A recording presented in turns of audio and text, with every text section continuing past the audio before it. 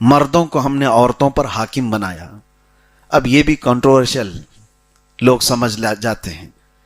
ہم جیسی ہی یہ کہیں کہ مردوں کو حاکم بنایا ہے تو عورتوں کی ایک کیٹیگری ہے دنیا میں جو ننگی رہنے کو پسند کرتی ہیں، جو آزاد عورتیں ہیں، وہ فوراً حملہ آور ہو جاتی ہیں کہ مولوی لوگ عورتوں کو دبانے کی بات کرتے ہیں. اللہ قرآن میں فرما رہا ہے کہ ہم نے مردوں کو حاکم بنایا. مطلب کیا ہے؟ عورتوں کے نام سے پوری سورہ ہے. نساء عربی میں کہتے ہیں عورتوں کو. ان کے بہت سارے معاملات اس میں بیان بھی ہوئے ہیں، اور خاص طور پر اس میں اللہ تبارک و تعالیٰ نے نکاح کے متعلق بھی فرمایا کہ فَانْكِحُوا مَا طَابَ لَكُم مِّنَ النِّسَاءِ مَثْنَىٰ وَثُلَاثَ وَرُبَاعَ. تم میں جو تمہیں پسند آئے نکاح کر لو کسی عورت سے، 2 ہو، 3 ہو، 4 ہو. یہ اجازت دی گئی ہے، واجب نہیں ہے. اس کو لے کر پوری دنیا میں ایک واویلا مچایا جاتا ہے کہ مسلمان 4 رکھتے ہیں اور 4 ان کے ہاں عورتیں ہوتی ہیں. کتنے گھروں میں انہوں نے دیکھا ہوگا. یہ تو حالات ایسے تھے کہ آپ کو میں بتاؤں کہ جس دور میں قرآن نازل ہو رہا ہے اور جس علاقے میں اتر رہا ہے، آپ تھوڑا تصور کریں کہ وہ جنگوں کے حالات ہوا کرتے. اکثر لوگ جنگوں میں قتل ہو جاتے، شہید ہو جاتے. کثرت سے مرد جنگوں میں حاضر ہوتے تھے اور مر جاتے تھے، اور ان کی عورتیں اسی طرح باقی رہ جاتی تھیں. تو ایک کثیر جماعت عورتوں کی ان کی دیکھ بھال کون کرے؟ تو پھر جو غالب قوم ہوتی تھی وہ لونڈیاں بنا کر لے جاتی، کنیز بنا کر رکھتی. تو رب تبارک و تعالیٰ کا یہ احسان تھا اس وقت عورتوں کے لیے کہ ان عورتوں کو آوارہ نہ چھوڑ دیا جائے.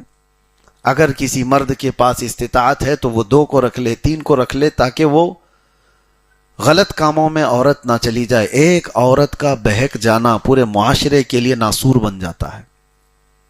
اس وجہ سے حکم آیا تھا. اب یہاں پر جو اسلام میں حکم ہے کہ 2 کر سکتا ہے، 3 کر سکتا ہے یا 4 کر سکتا ہے، میں نے بتایا جواز ہے، یعنی جائز صورت بتائی گئی، نہ کہ واجب ہے ہر ایک کے لیے. اب اس کو کچھ لوگوں نے توڑ مروڑ کر کے ایسے بھی، میں آپ کو بتاتا ہوں، قرآن کی سمجھ جب کسی کو نہ آئے تو وہ آیتوں میں اسی طرح کھیلنے لگ جاتا ہے. کچھ لوگوں نے 18 بیویوں کو جائز کر دیا. اب میں گنا کے بتاتا ہوں. عربی میں جو لفظ آیا نا آیت میں، مثنا و ثلاثہ و رباع، اب ہم کہتے ہیں نا 2 کھا لو، 3 کھا لو. یہ جو 2 3 کا جو ہم لفظ 2 بار بولتے ہیں، عربی میں اس طرح بولنے کو یہ والے ورڈ استعمال ہوتے ہیں، مثنا و ثلاث و رباع. مثال کے طور پر آپ کے سامنے کوئی بھی چیز رکھی ہوئی ہو، سیب رکھے ہوئے ہوں، میں سب سے کہوں کہ سارے لوگ ایک لو، سارے لوگ ایک لو، اس کا مطلب کہ آپ 2 اٹھا لیں گے. انہوں نے ایک 2 بار بولا ہے. یا اگر میں کہوں کہ 2 سارے لوگ لے لیجئے، تو 2 لینے کے لیے میں نے 2 بار 2 کا کہا ہے، تو 4 ہو گئے. تو یہ محاورہ ہے، یعنی استعمال ہے زبان کا. اسی طرح عربی میں بھی ہے. تو اللہ نے اس آیت میں فرمایا تم کو جو بہتر لگیں عورتیں 2 کر لو، یا 3 کر لو، یا 4 کر لو.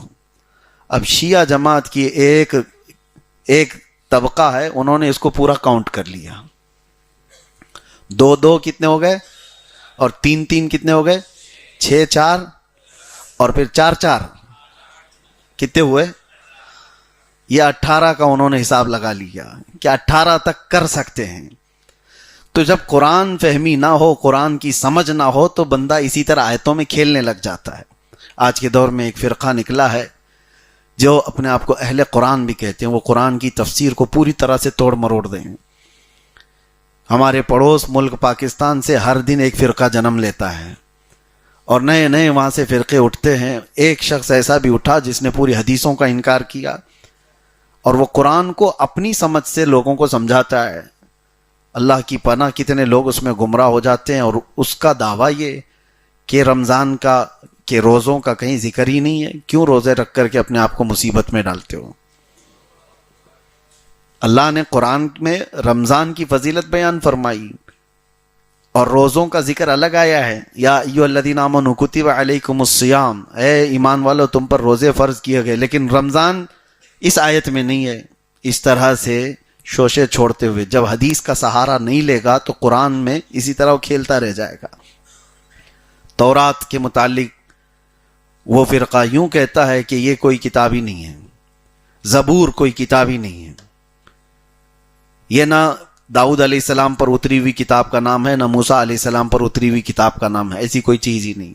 بہت ساری چیزیں ایسی جو قرآن کو پوری طرح بدل کر کے رکھی، اور اس کے بھی ماننے والے فالوورز پیدا ہوئے ہیں۔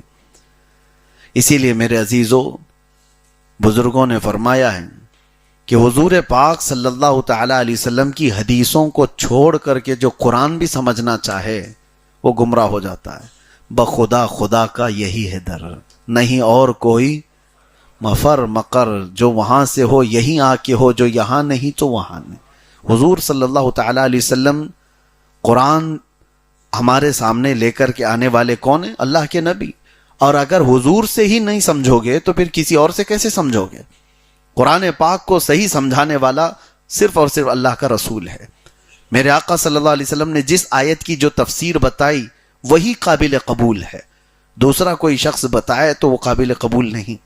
اسی طرح میرے عزیزو، حضور پاک صلی اللہ تعالی علیہ وسلم سے وابستہ جو لوگ الحمدللہ اہل سنت و جماعت ہیں، جن کا آج تک معمول ہے کہ وہ قرآن کو حضور کی احادیث سے ہی سمجھتے ہیں۔ اب آگے چلتے ہیں آج کی آیات میں۔ نکاح کا پیغام تو میں نے بتایا، اس کے علاوہ رب تبارک و تعالی فرماتا ہے الرجال قوامون علی النساء، مردوں کو ہم نے عورتوں پر حاکم بنایا۔ اب یہ بھی کنٹروورشل لوگ سمجھ جاتے ہیں۔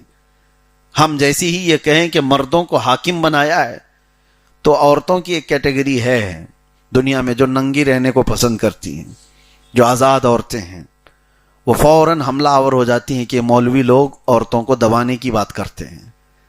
اللہ قرآن میں فرما رہا ہے کہ ہم نے مردوں کو حاکم بنایا۔ مطلب کیا ہے؟ ڈنڈا لے کر کے پیچھے چلنے والا حاکم نہیں، اس کو اٹھک پٹک کرانے والا حاکم نہیں۔ حاکم کا مطلب یہ ہوتا ہے کہ زندگی کے بڑے معاملات اور گھر کے بہت سارے معاملات کے فیصلہ کرنے کا اختیار مرد کو دیا گیا ہے۔ یہ معنی ہے، نہ یہ کہ عورت کو ہمیشہ خادمہ بنا کر کے رکھنا، جھکا کر کے رکھنا، یہ نہیں ہے۔ اللہ تبارک و تعالیٰ نے فرمایا کہ بہت سارے نکاح کے، طلاق کے معاملات مرد کے ہاتھ میں دیے گئے ہیں، اور یہی وجہ ہے کہ عورت طلاق نہیں دے سکتی۔ مرد کو اختیار دیا گیا ہے طلاق کا۔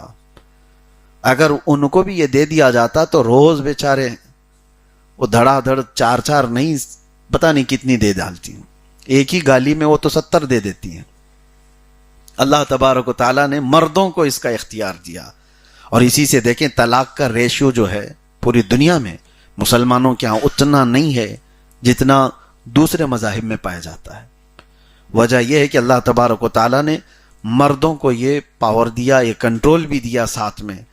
اگر ہر مرد کنٹرول والا نہیں ہوتا تو سب کے نکاح ٹوٹے ہوئے ہوتے، سب کے نکاح ٹوٹے ہوئے ہوتے، سب طلاق دے چکے ہوتے، جھگڑے ہوتے ہیں، ساری چیزیں ہوتی ہیں، لیکن اللہ تبارک و تعالیٰ ان کو، مردوں کو صبر بھی دیا ہے، کنٹرولنگ پاور بھی دیا ہے، اسی وجہ سے 50-50 سال بھی جی جاتے ہیں۔